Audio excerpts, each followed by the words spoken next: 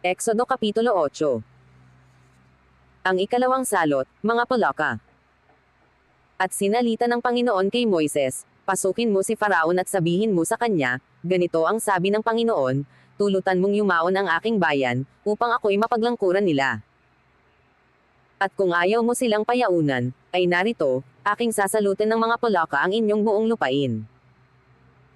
At ang ilog ay mapupuno ng mga Pulaka, na magsisiyahon at magsisipasok sa iyong bahay, at sa iyong tulugan, at sa iyong higaan, at sa bahay ng iyong mga lingkod, at sa iyong bayan, at sa iyong mga hurno, at sa iyong mga masa ng tinapay.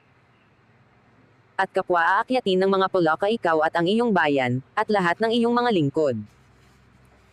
At sinabi ng Panginoon kay Moises, sabihin mo kay Aaron, iunat mo ang iyong kamay pati ng iyong tungkod sa mga ilog, sa mga bangbang, at sa mga lawa, at magpaahon ka ng mga Pulaka sa lupain ng Ehipto. At iniunat ni Aaron ang kanyang kamay sa tubig sa Ehipto, at ang mga Pulaka ay nagsiahon, at tinakpan ang lupain ng Ehipto. At ang mga Mahiko ay gumawa ng gayon din sa pamamagitan ng kanilang mga engkanto, at nagpaahon ng mga Pulaka sa lupain ng Ehipto. Nang magkagayo'y tinawag ni Faraon si Moises at si Aaron, at sinabi, manalangin kayo sa Panginoon, na alisin ang mga Pulaka sa akin, at sa aking bayan, at aking tutulotang yumaon, ang bayan upang sila'y makapaghain sa Panginoon. At sinabi ni Moises kay Faraon, magkaroon ka ng kaluwalhasyang ito sa akin, anong oras isasama kita, at ang iyong mga lingkod, at ang iyong bayan, upang ang mga Pulaka ay malipol sa iyo at sa iyong mga bahay, at mga tira na lamang sa ilog.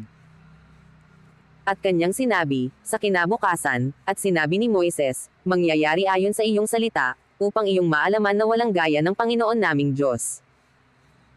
At ang mga Pulaka ay magsisyalas sa iyo, at sa iyong bahay, at sa iyong mga lingkod, at sa iyong bayan, manggatitira na lamang sa ilog. At si Moises at si Aaron ay umalis sa harap ni Faraon, at si Moises ay dumaing sa Panginoon tungkol sa mga Pulaka na kanyang dinala kay Faraon. At ginawa ng Panginoon ayon sa salita ni Moises, at ang mga Pulaka ay namatay sa mga bahay, sa mga looban at sa mga parang. At kanilang pinagpisan sa bantan-bantan, at ang lupa ay bumaho. Ngunit nang makita ni Faraon na may pahinga ay pinapagmatigas ang kanyang puso, at hindi niya dininig sila, gaya ng sinalita ng Panginoon. Ang ikatlong salot, kuto. At sinabi ng Panginoon kay Moises, sabihin mo kay Aaron, iunat mo ang iyong tungkod, at paluan mo ang alabok ng lupa, upang maging mga kuto sa lupaing Ehipto. At kanyang ginawang gayon, at iniunat ni Aaron ang kanyang kamay pati ng kanyang tungkod, at pinalo ang alabok ng lupa, at nagkakato sa tao at sa hayop, lahat ng alabok ng lupa ay naging mga kuto sa buong lupain ng Ehipto. At ang mga Mahiko ay gumawa ng gayon sa pamamagitan ng kanilang mga engkanto, upang maglabas ng mga kuto, ngunit hindi nila nagawa, at nagkakato sa tao at sa hayop.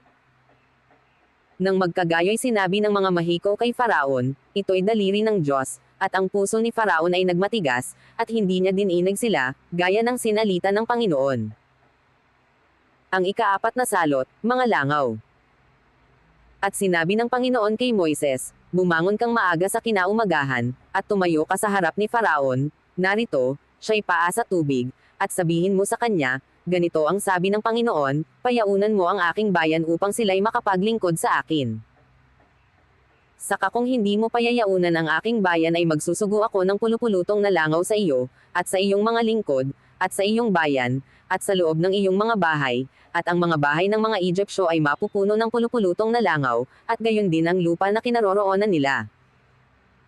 At aking ihihiwalay sa araw na yaon ang lupain ng Gosen, na kinatatahanan ng aking bayan, upang huwag magkaroon doon ng pulupulutong na langaw, nang iyong maalaman na ako ang Panginoon sa gitna ng lupa. At aking paghihiwalayin ang aking bayan at ang iyong bayan, sa kinabukasan mangyayari ang tandang ito.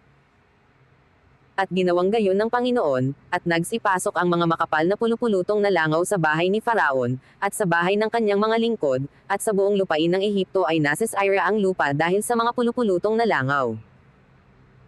At tinawag ni Faraon si Moises at si Aaron, at sinabi, yumaon kayo, maghain kayo sa inyong Diyos sa lupain.